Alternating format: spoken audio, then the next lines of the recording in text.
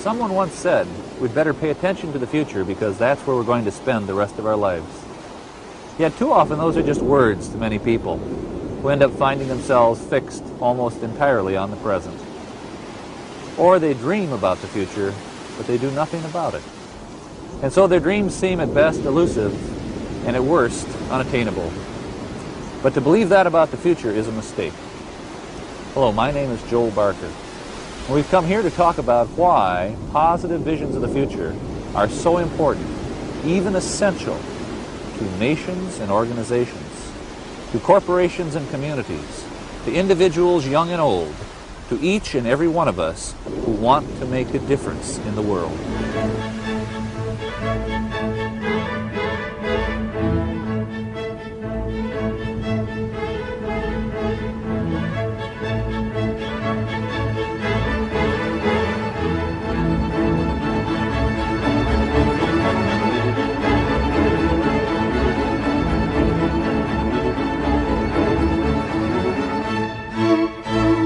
I began my study of the future in 1973, just as the Vietnam War was ending.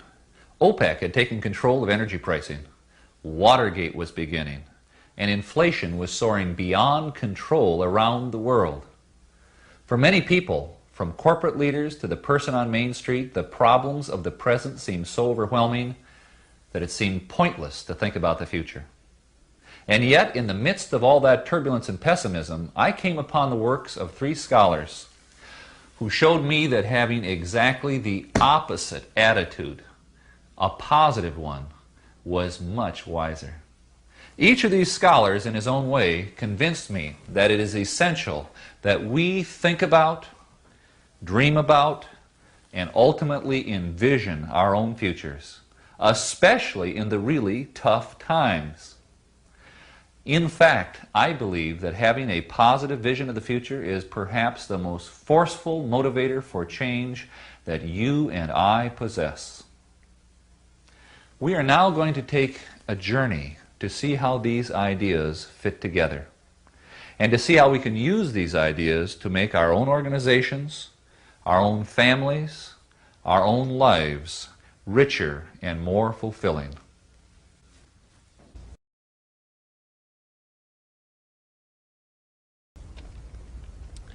We begin our journey here because of a Dutch scholar, Fred Polak, who wrote a book entitled The Image of the Future. Polak was intensely interested in the relationship between nations and their image of the future. He asked a kind of chicken and egg question. Is a nation's positive image of its future the consequence of the nation's success, or is the nation's success a consequence of its positive image of its future? To find an answer to that question, he read the literature of many nations, both ancient and modern, to see how positively they wrote about their future and how well they lived up to their expectations. What he found is perfectly symbolized here in Athens at the Parthenon. The Parthenon was first a vision in the mind of the architect. So too did the Greeks envision the future of their culture. How did this all happen? Well, the Greeks began with dreams, but then they changed those dreams into something much more powerful: vision. Vision is the result of dreams in action. What Polak found in his research was that significant vision preceded significant success. In example after example, he saw the same pattern emerge. First, a compelling image of the future was offered by leaders. Then that image was shared with their community, and they agreed to support it. Then together, acting in concert, they made the vision a reality. It was true here in Greece 2,500 years ago. And it was the same for Rome, and for Spain, for Venice, for England, for France. It was the same pattern for the United States of America. And even today, we can see the power of vision sweeping across the world, from Eastern Europe to the Pacific Rim. What is particularly interesting to me in Polak's research is the fact that many of the nations, as they began their climb to greatness, did not have the right resources, or the critical population base, or an obvious strategic advantage. In fact, they succeeded against the odds. What they did have was a profound vision of their own future. And that is the key ingredient. Not the only one, but the first and most important. Nations with vision are powerfully enabled. Nations without vision are at risk. I used to be a school teacher, and after I read Fred Pollock, I realized that what he was saying for nations was equally true for children. Children are profoundly affected by their vision of the future. From my own experience, I'd seen a pattern. My very best students always knew where they were going, what they were going to do with their lives. When I read Benjamin Singer's scholarly work, The Future-Focused Role Image, I found that my observations were strongly reinforced by a lot of research. The research summarized by Singer indicated that low-performance students had almost no sense of their future. Their focus was strictly short-term, and they believed the ability to shape their future was in the hands of fate. They were personally powerless. The research also indicated that successful students had a much greater personal sense of control over their future, and they thought in time horizons of 5 to 10 years out. One thing in particular intrigued me about the research. In identifying the successful students, IQ and family background were not the key indicators of success. Some of the most successful students came from very difficult family and social situations and did not score well on the standard IQ tests. Some of the most unsuccessful students had genius IQs and came from the best of families. So, what was the key differentiator? Vision. What all the successful students shared was a profound and positive vision of their future.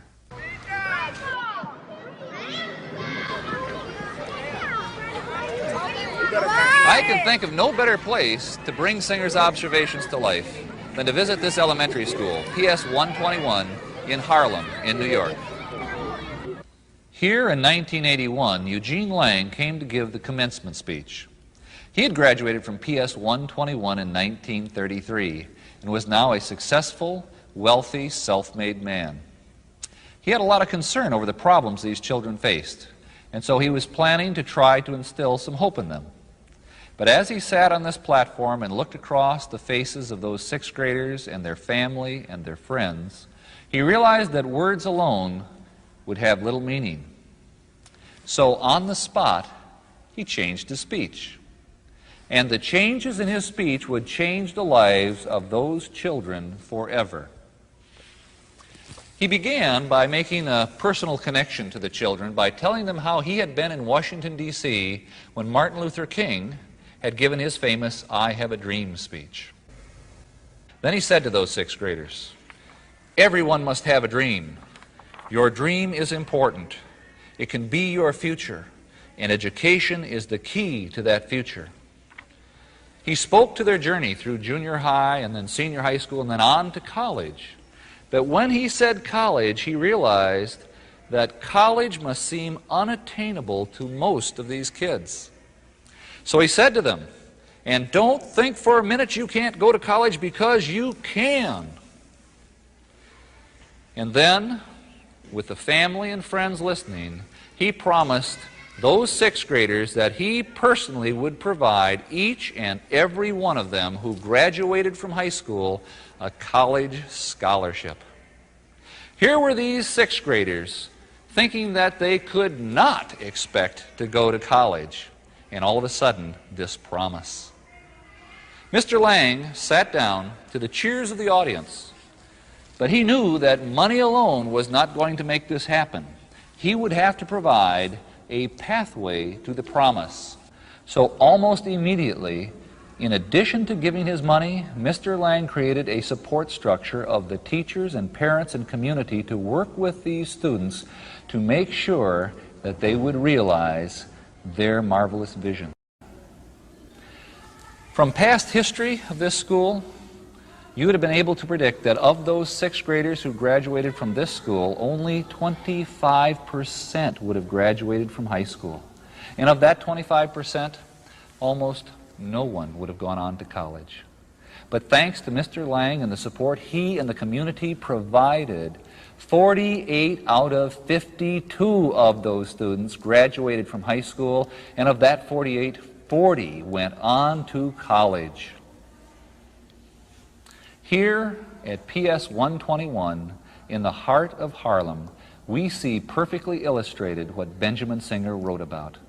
The power of a child's vision with the help of the community to overcome history and economics, to motivate that child to extraordinary achievements.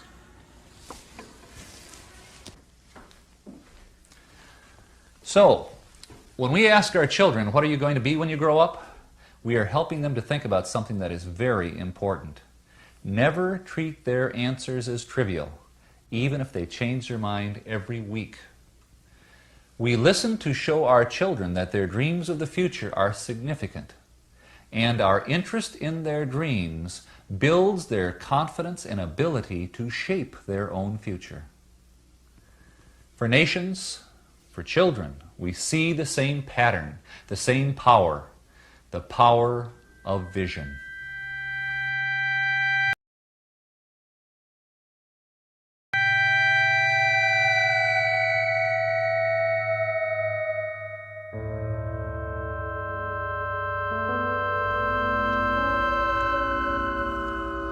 This is Auschwitz.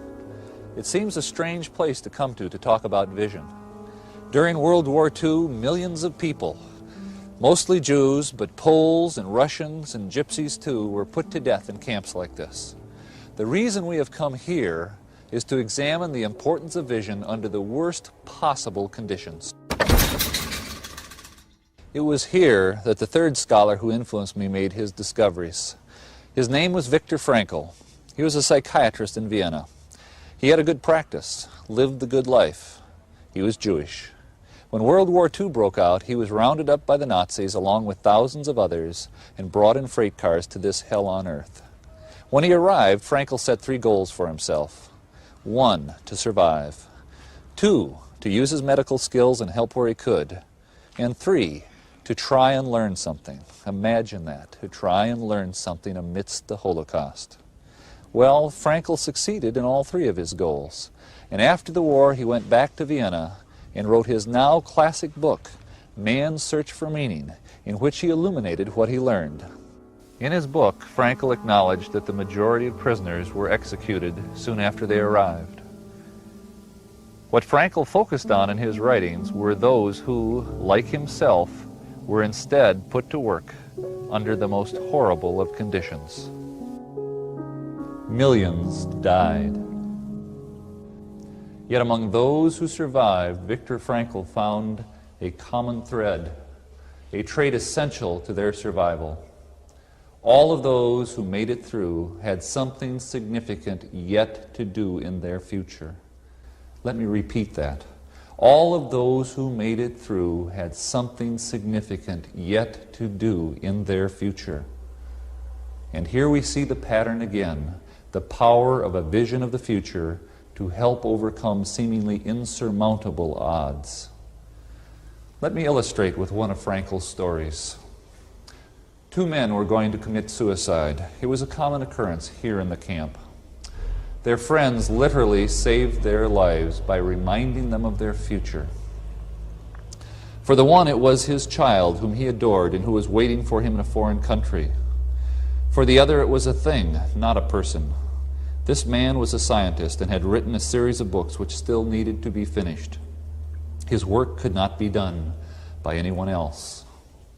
And once they were reminded of their responsibilities to their future, they accepted it and were empowered to continue and survive.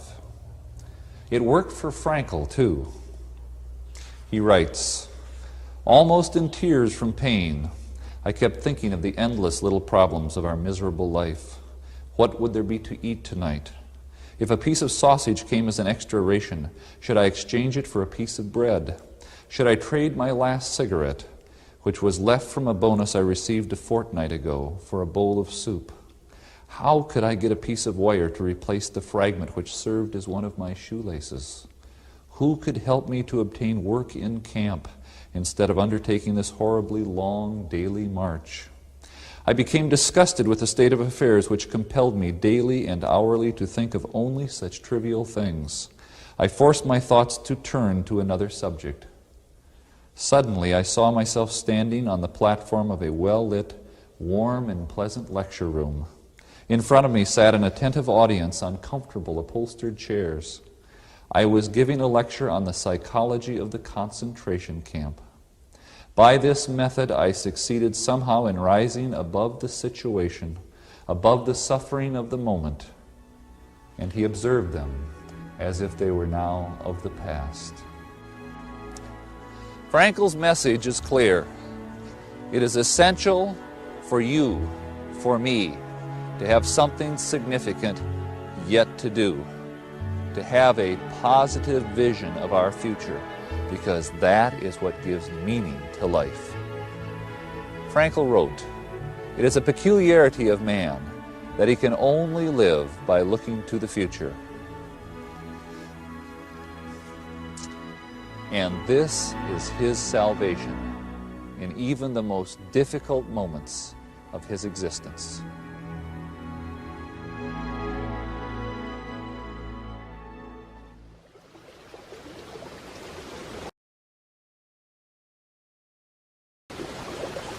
We have come here to share a metaphor. You see, in our lives, we all have rivers to cross. On the other shore is our future. Sometimes the river is calm and the crossing is easy, but other times the river is turbulent, full of unpredictability. Too often during these turbulent times, we try to cross the river just by jumping in and starting to swim. We find ourselves swept away in the current, washed downstream. We hope that where we end up on the other side will be good enough. But there is a better way to cross the river, have a vision of our future. Then, when we see our vision beckoning to us with its positive power, it will reach like a rope back across the river to give us something to hang on to as we step into the water. Now the river's going to grab at us, try to break our grip, try to carry us away from our destination. It takes work to hang on. We have to pull with our own muscles, think with our own minds, commit with our own hearts. No one else can do the work for us. And while there is no guarantee that we will arrive at our goals, this rope, extended from the power of our vision, offers us our best connection to the future. And if we grab it firmly in our hands, then we will be ready to take the plunge and venture toward tomorrow.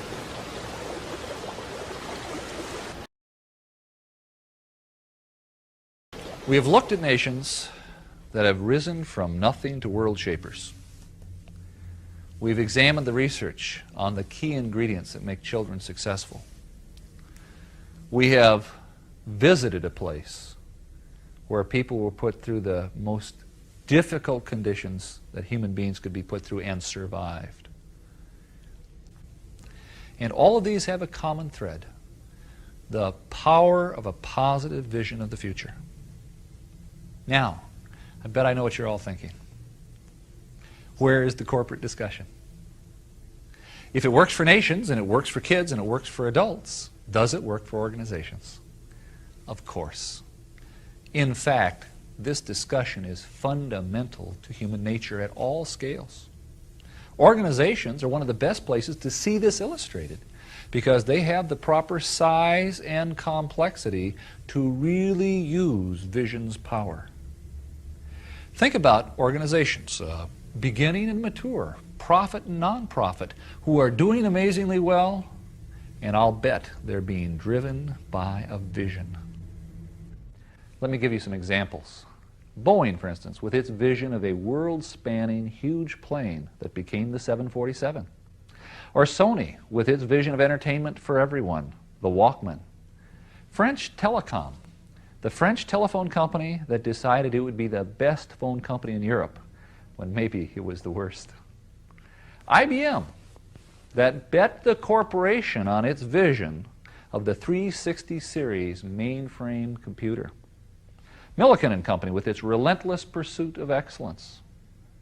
The Salvation Army, a nonprofit group that's had a 100-year vision to help the poor and the destitute. And Toyota, whose vision is not to be just the best car company in the world, but the biggest. So, question, what makes up great vision? First, let me tell you something that isn't part of the vision. In fact, it's a mistake to have it a part of the vision. Vision is never expressed in just financial numbers. Those numbers are always a consequence of a vision achieved. So, what are the key ingredients? Well, first, visions need to be developed by leaders.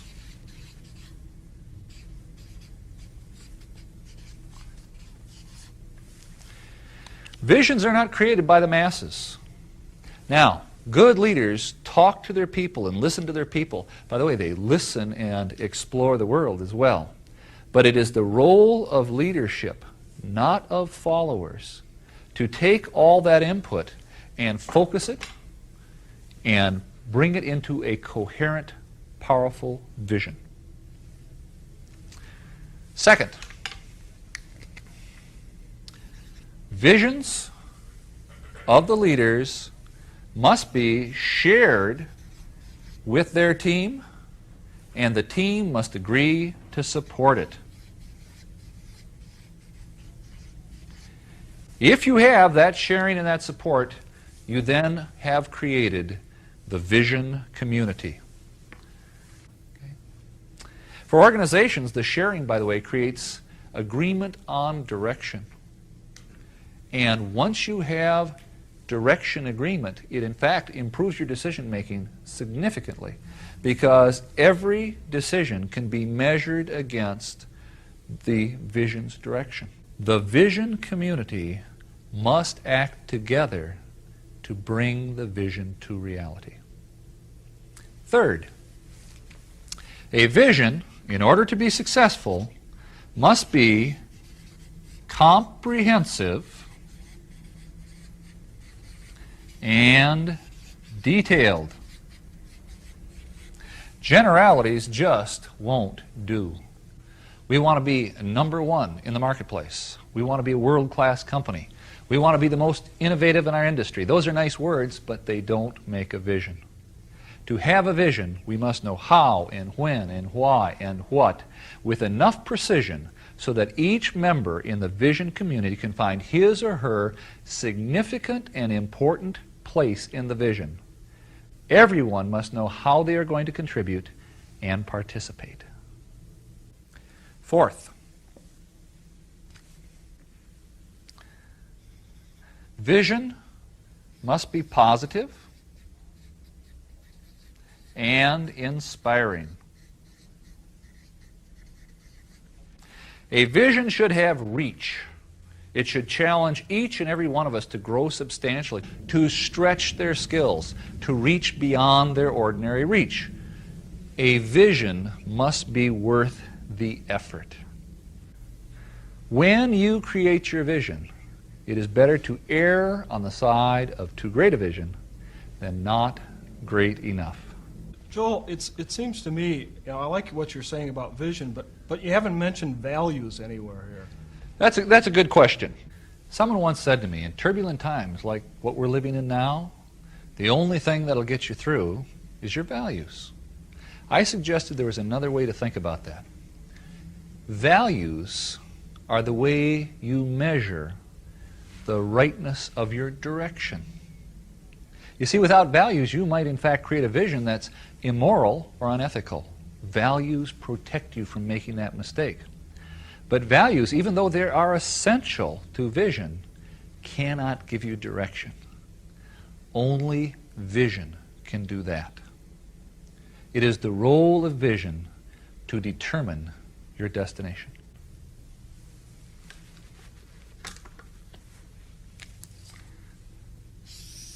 Leader initiated, shared and supported, comprehensive and detailed, positive and inspiring.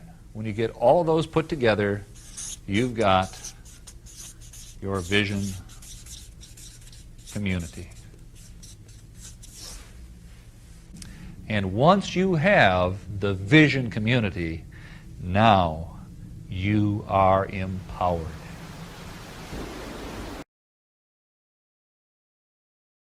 There's a story I'd like to share with you. It was inspired by the writings of Loren Eiseley. Eiseley was a very special person because he combined the best of two cultures. He was a scientist and a poet. And from those two perspectives, he wrote insightfully and beautifully about our world and our role in it. Once upon a time, there was a wise man, much like Eiseley himself, who used to go to the ocean to do his writing. He had a habit of walking on the beach before he began his work. One day, he was walking along the shore. As he looked down the beach, he saw a human figure moving like a dancer.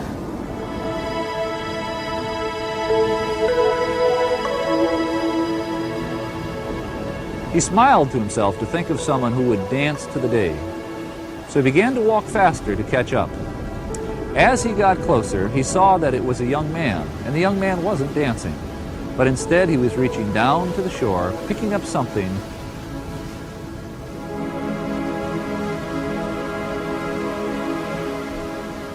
and very gently throwing it into the ocean.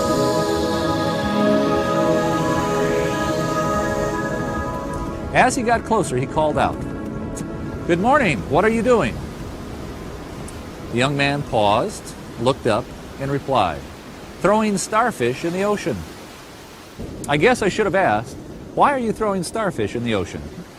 "The sun is up, and the tide is going out, and if I don't throw them in, they'll die." "But young man, don't you realize that there are miles and miles of beach and starfish all along it? You can't possibly make a difference." The young man listened politely, then bent down, picked up another starfish,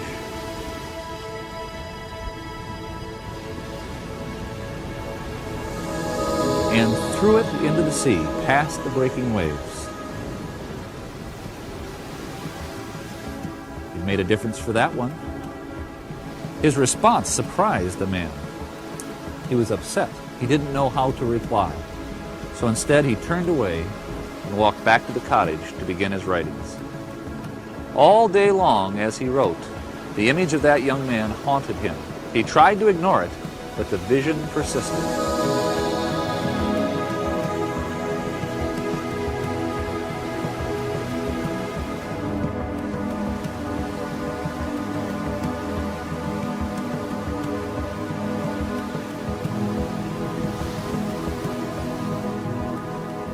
Finally, late in the afternoon, he realized that he, the scientist, he, the poet, had missed the essential nature of the young man's actions. Because he realized that what the young man was doing was choosing not to be an observer in the universe and watch it pass by, but was choosing to be an actor in the universe and make a difference. He was embarrassed. That night he went to bed, troubled. When morning came, he awoke knowing that he had to do something. So he got up, put on his clothes, went to the beach, and found the young man. And with him he spent the rest of the morning throwing starfish in the ocean. You see, what that young man's actions represents is something that is special in each and every one of us. We have all been gifted with the ability to make a difference.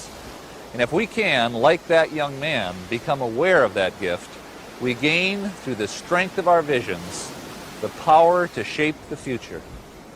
And that is your challenge. And that is my challenge. We must each find our starfish. And if we throw our stars wisely and well, I have no questions that the 21st century is going to be a wonderful place. Remember, vision without action is merely a dream.